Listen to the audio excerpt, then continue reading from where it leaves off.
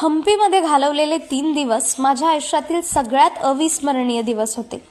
जर मला विचारलं की एवढं काय स्पेशल आहे हम्पीत, तर मीही ललित प्रभाकर सारखंच सांगेन की काही जागा बदल शिवत नाहीत आणि हम्पीचं सुद्धा तसंच आहे.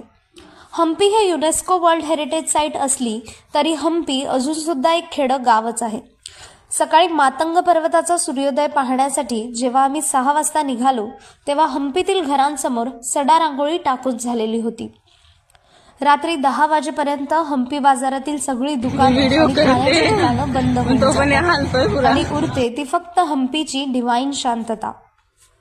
हम्पीतली घरं आणि दुकानं अजून सुद्धा जुन्या संस्कृतीप्रमाणे जमिनीशी आपलं नातं घट्ट करून आहेत.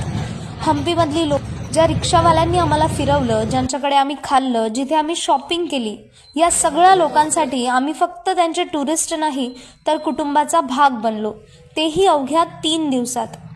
तत्कालीन सगळ्यात समृद्ध असलेल्या हम्पीने अजूनही त्याचा गावपणा जपून ठेवलाय आणि कदाचित हेच हम्पीचं वैशिष्ट्य आहे.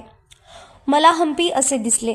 आम्ही हम्पी फक्त पाहिले नाही तर अनुभवले आणि हा अनुभव प्रत्येकाने आयुष्यात एकदा नाही तर पुन्हा पुन्हा घ्यायलाच हवा. So guys, don't worry,